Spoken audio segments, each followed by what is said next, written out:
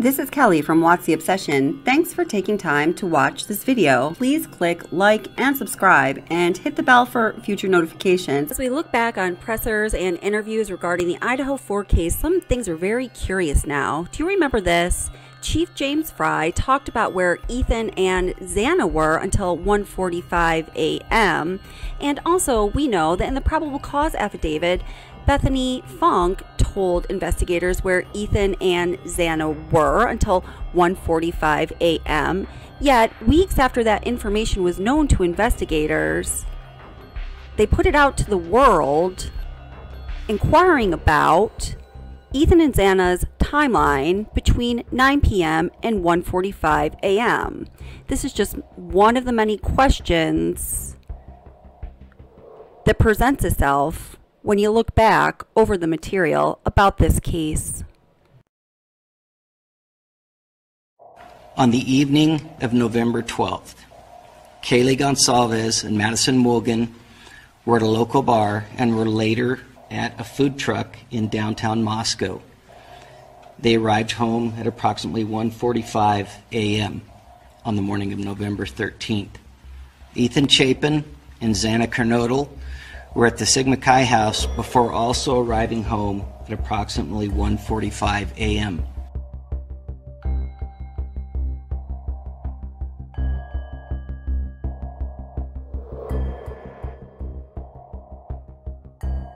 This morning, police zeroing in on the movements of two of the University of Idaho victims, Xana Kernodle and Ethan Chapin, the night they were murdered, looking specifically at the hours between 9 p.m. and 1:45 a.m. when the couple was believed to be at Ethan's fraternity. Why are you looking for more information specifically about where Xana and Ethan were in regards to his fraternity house? That actually seems to be one of the larger areas that we don't have a lot of information in. And so being able to locate what they did that night, to maybe who they contacted, maybe any routes that they took home, that would be important for the investigation. Two surviving roommates were also out in the community, and they returned home at approximately 1 a.m. and did not wake up until later that morning. Although there could be many reasons for this statement may be one of the key reasons the world was stunned when the PCA was released, revealing details about what happened in the 1122 King Road residence in the early morning hours of November 13th. Two surviving roommates were also out in the community, and they returned home at approximately 1 a.m. and did not wake up until later that morning. Here's an excerpt from the probable cause affidavit itself. DM stated she originally went to sleep in her bedroom on the southeast side of the second floor. DM stated she was awoken at approximately 4 a.m. by what she stated sounded like Gonsalves playing with her dog in one of the upstairs bedrooms, which were located on the third floor. A short time later, DM said she heard who she thought was Gonsalves say something to the effect of, "There's someone here." On the morning of November 13th, at 11:58 a.m., a 911 call was placed to the Whitcomb Dispatch Center reporting an unconscious person. The call originated from inside the residence and was made from the phone of one of the surviving roommates. Moscow Police Department officers responded and located 4 victims, 2 on the second floor and 2 on the third floor. The Latah County coroners conducted autopsies, and detectives have been provided with the results of those autopsies. We know that the autopsies confirmed the identity of the 4 victims, determined the cause and manner of death as a homicide by stabbing, and determined that it was likely all 4 victims who were asleep during the attack. Some of the victims had defensive wounds, and each victim was stabbed multiple times. There have always been legitimate questions regarding the autopsies and the reports of the county coroner, Kathy Mambut, including the statement that Chief Fry just made, which is clearly inconsistent with itself, saying that the autopsies revealed that the victims were likely asleep. Immediately followed by the statement that some of the victims had defensive wounds. Meantime, Gonsalves also told me the county coroner called and told her 17-year-old daughter graphic details from the autopsy over the phone. She asked, "Are you sure you want to know this?" And my daughter, thinking that she did for whatever reason, said yes, and she proceeded to tell her. And you haven't spoken to the coroner? No. The family says they met with authorities Monday to express their grievances. A Moscow police spokesperson declined to comment on allegations relating to communications with the family. NBC News reached out separately to the coroner but received no comment. This morning, 8 days into the search for the white Hyundai Elantra, Gonsalves says it's becoming harder to remain optimistic.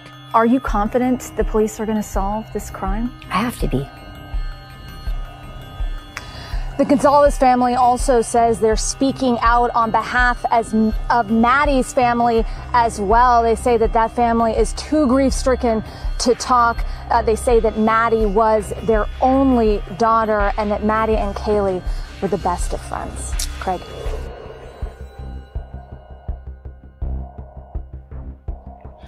I want to address several areas of speculation, conjecture, and misinformation that has circulated on social media platforms and otherwise.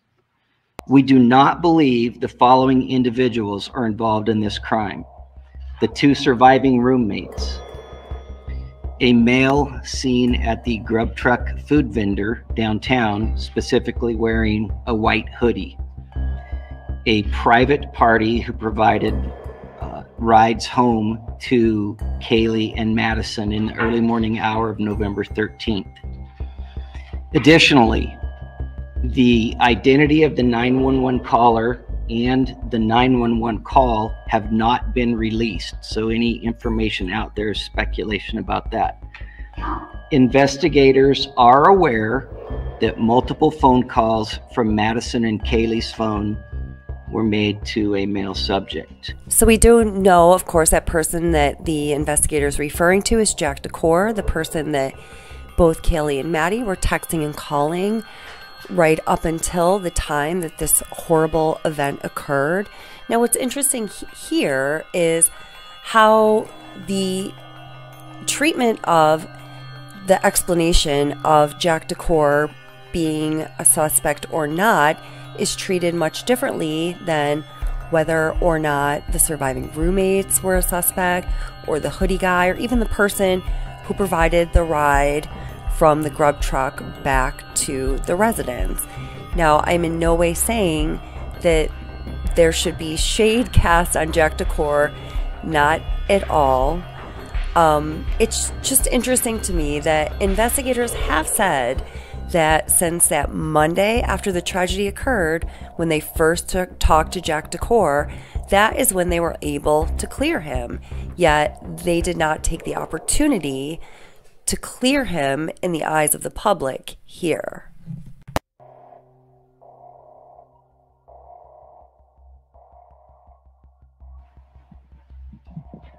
Hi, Emma Epperly from the Spokesman Review. I know you've said you're not going to release who the 911 caller was, but was the killer the 911 caller? I will tell you no. From the roommate's phone, but you didn't see the roommate make the call. So did the roommate make the call on the roommate's phone, or can you verify it was another individual who made the call? Actually, if we could just go to this one first. And So what I'll say to that is it was made from the roommate's call, or phone, excuse me, and we're not going to divulge who made that call. It's part of our investigation still, and when we get ready to release that, we will. Hi, Christina Corbin with Fox News. The male subject whom the women called, has he been ruled out as a suspect or person of interest? Everything that we have taken from those calls, we have followed up on, we've cleared, and we believe that there's no connection there.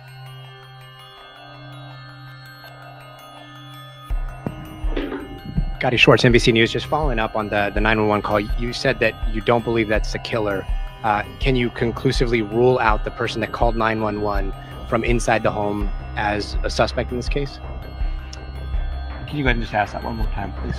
The person that was inside the home that called 911 that was not one of the roommates. Can you conclusively rule that person out as a suspect at this point?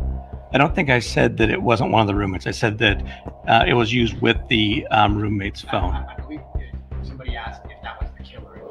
No, that's correct. Was there someone there other than the two roommates when police responded? So will you clarify that for me? You're not confirming a roommate called 911, but you used the roommate's phone. So was there someone else at the home other than those two roommates? There was other friends that had arrived at the location. How many? And was that who made the call?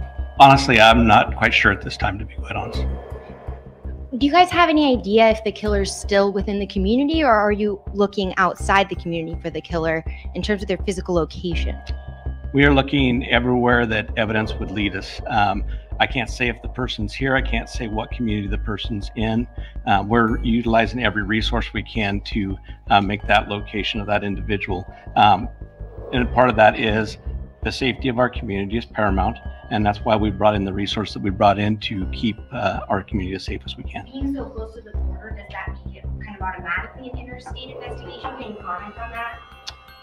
I cannot comment on that. I'm not even aware. If you look in Washington at all, I guess. We're looking everywhere. I'm going to take two more questions. Do you still believe this attack was done by one perpetrator? And if so, how does one individual kill 4 people at night and not wake up the other 2 roommates? Our investigation will continue to look at all avenues of that investigation. I cannot disclose any of that information. I don't even know that information at this point in time, and that's why we're continuing to investigate. You don't know how this happened without the other 2 roommates hearing it or waking up? We do not. One more question. Hi, Angela Palermo, Idaho Statesman. In the press release yesterday, you confirmed that the victims were found on the 2nd and 3rd floors of the home. Can you say which of the victims were found where? I'm not going to go ahead and disclose that information. They were found on the 2nd and 3rd floor, and that's as far as we're going to go with that part of the investigation too, because all those key pieces do come to play later. So we do thank you. We thank you for meeting with us. We thank you for helping get information out, and I can assure you we will continue to work hard. We will continue to do everything we can to solve this. So thank you. Related to any enemy. Let me show you the toxicology report. This person will strike again. In terms of technology, do you think that it